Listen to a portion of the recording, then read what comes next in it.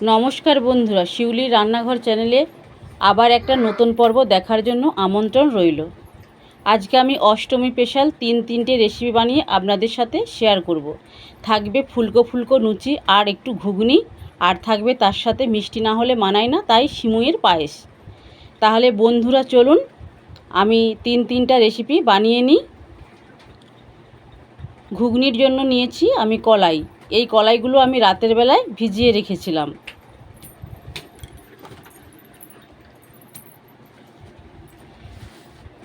একদম নিরামিষ পদ্ধতিতে বানিয়ে দেখাচ্ছি। আপনারা যে কোনো নিরামিষ দিনে অনায়াসে এইভাবে বানিয়ে খেতে পারেন, খেতে দুর্দান্ত স্বাদের লাগে। গ্যাসের উপরে একটা কড়া বসিয়ে দিলাম। কড়ায় দিয়ে দিলাম কিছুটা পরিমাণে জল।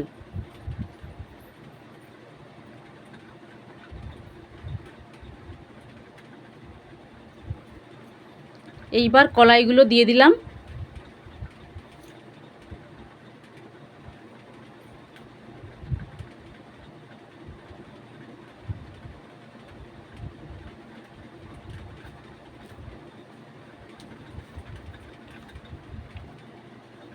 কলাইয়ের সাথে একটু আলু না হলে ভালো লাগে না, তাই আমি এখানে 3-4টা আলু এইভাবে কেটে ধুয়ে রেখেছিলাম, দিয়ে দিলাম। কলাইয়ের সাথেই সেদ্ধ করে নেব।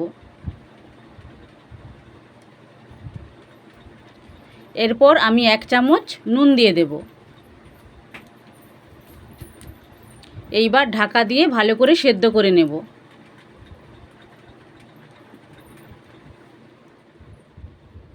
এইবার ময়দার একটা ডো বানিয়ে নিই। প্রথমে দিয়ে দিলাম স্বাদ মতো নুন, তারপর দিয়ে দেব 1 চামচ চিনি, আর দিয়ে দেব 4 টেবিল চামচ সাদা তেল। এইবার হাতে করে ভালো করে মিশিয়ে নেব।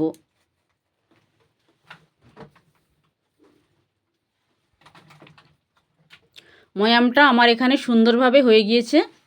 এইবার অল্প অল্প করে জল দিয়ে একটা ডো বানিয়ে নেব।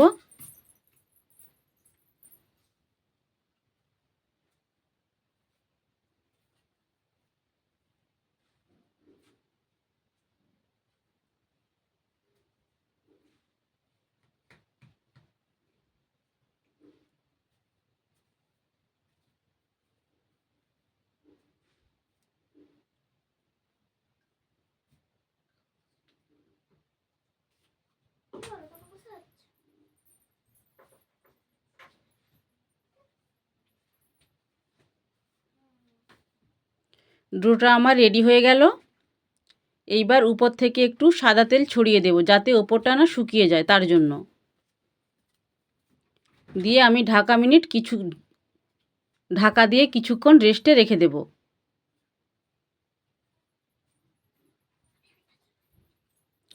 এইবার ঢাকনা খুলে দেখে নেব কলাই আর আলু সেদ্ধ হলো কিনা। কলাই খুব ভালো করে সেদ্ধ হয়ে গিয়েছে, আর আলুও সেদ্ধ হয়ে গিয়েছে। এইবার নামিয়ে নেব।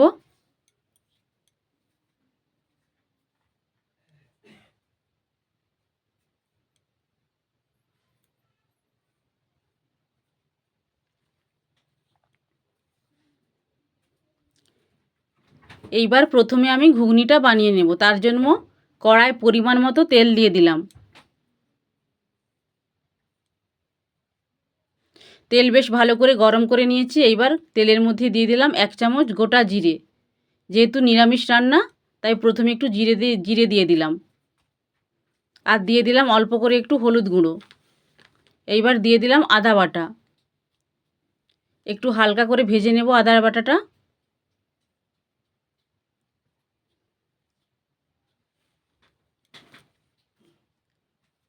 এইবার দিয়ে দেব কুচি রাখা টমেটো, আর দিয়ে দেব অল্প করে নুন, যাতে টমেটোটা ভালো করে গলে যায়।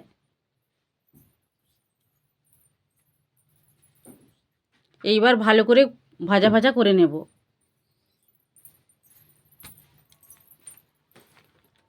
বেশ ভালো করে ভেজে নিয়েছে। এবার কিছু গুঁড়ো মশলা অ্যাড করে দিলাম। প্রথমে দিলাম জিরে গুঁড়ো, ধনে গুঁড়ো, আর একটু হলুদ গুঁড়ো দিয়ে দিলাম, ঝাল লঙ্কার গুঁড়ো, আর সব শেষে দিয়ে দেবো কাশ্মীরি রেড চিলি পাউডার। আপনারা চাইলে দিতেও পারেন, নাও পারেন, দিলে ভালো হয়। এইবার অল্প করে একটু জল দিয়ে দিলাম, দিয়ে ভালো করে সব মশলাগুলো কষিয়ে নেব একসাথে। আর দিয়ে দিলাম 1 চামচ গরম মশলার গুঁড়ো।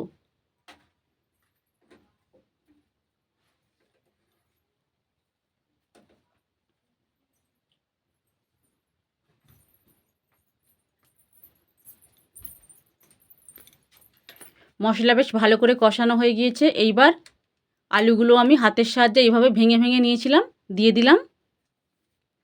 2-1 বার খুন্তিয়ে করে নেড়ে নেব, তারপর কলাই সেদ্ধগুলোও দিয়ে দেব। এইবার অল্প কিছুক্ষণ কষিয়ে নেব।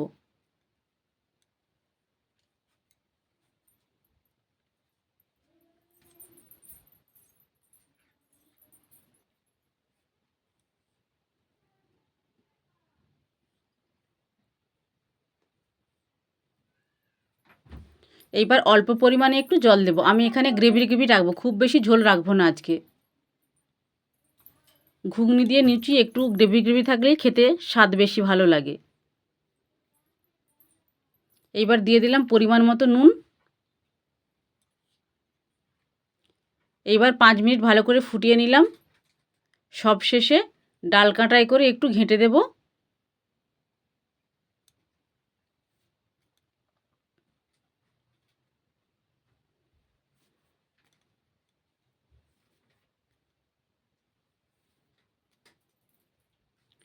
এইবার ওপর থেকে একটু কাশ্মীরি মেথি ছড়িয়ে দেব।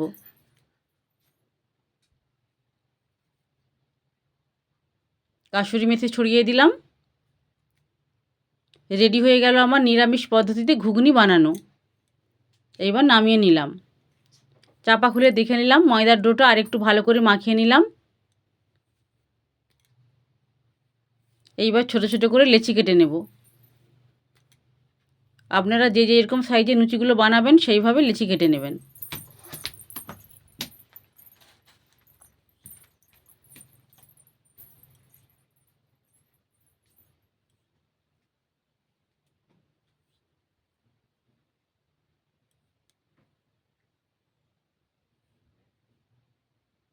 সবগুলো আমি এই শেপে করে নিলাম। এইবার একটা বেলন পিঁড়িতে নিলাম, লুচিগুলো বেলে নেব।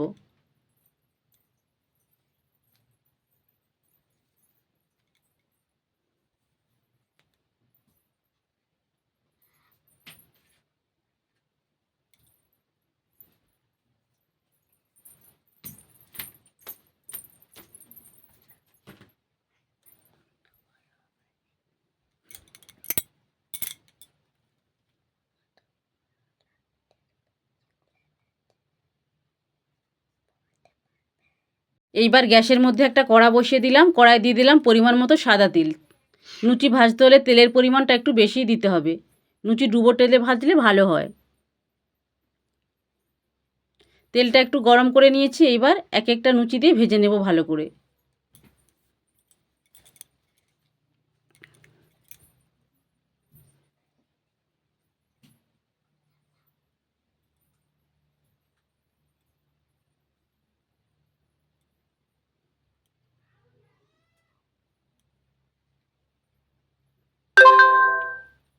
এইভাবে সব লুচিগুলো আমি ভেজে নেব।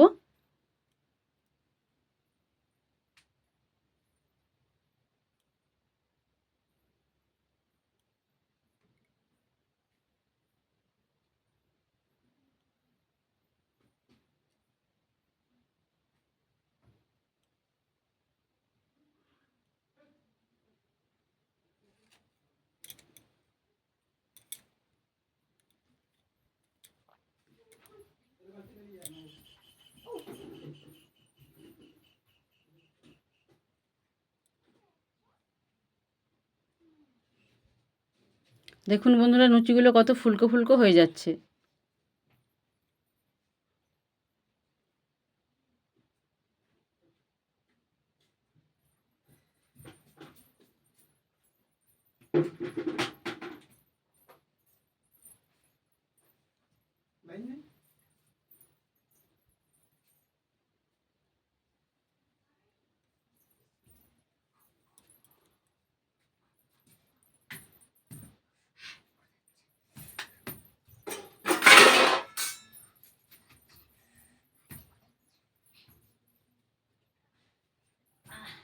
প্রত্যেকটা লুচি ফুলকো ফুলকোভাবে ফুলে যাচ্ছে।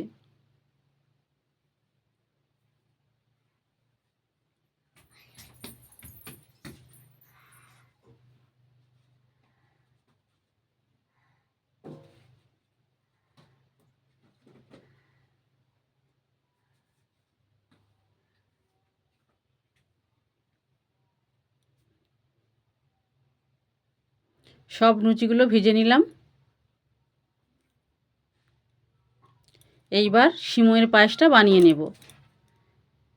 তার জন্য আমি এইভাবে এইরকম সিমই নিয়েছি। দিয়ে দিলাম 1 চামচ থেকে 1.5 চামচ ঘি।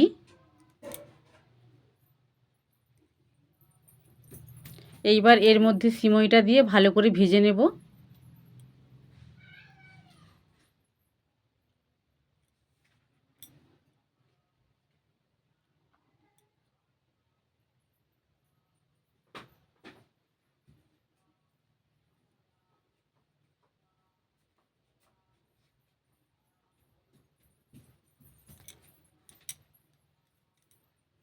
এইভাবে যদি সিমইটা বাড়িতে বানান তাহলে খেতে একদম অসাধারণ লাগবে।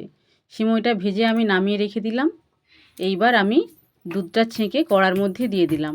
আপনারা চাইলে গুঁড়ো দুধও করতে পারেন, তবে খাঁটি গরুর দুধ দিয়ে করলে খেতে বেশি ভালো লাগে। দুধটা ফুটে গিয়েছে, এইবার 2টো এলাচের মুখ ফাটিয়ে দিয়ে দিলাম। এইবার দুধটা ভালো করে আবার ফুটিয়ে নেব।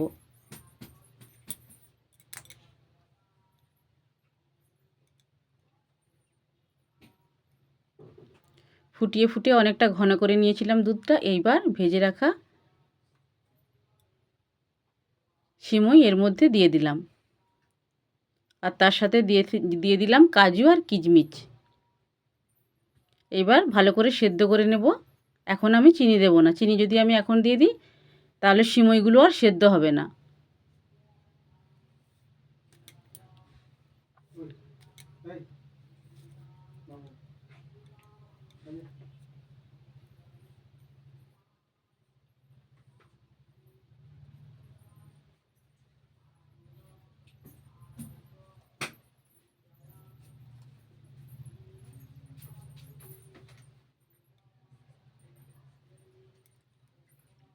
এইবার দিয়ে দিলাম চিনি।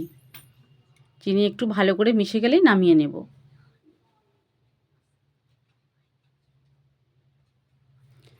একটু পাতলা পাতলা রাখলে সিমইটা ভালো লাগে, কারণ ঠান্ডা হয়ে গেলে অনেকটা বসে যায়। রেডি হয়ে গেল আমার সিমই পায়েস বানানো। এইবার আমি নামিয়ে নেব। 3টা রেসিপি একদম রেডি হয়ে গেল। দেখুন বন্ধুরা, দেখতে কতটা সুন্দর লাগছে, তাহলে খেতে কতটা সুন্দর লাগবে।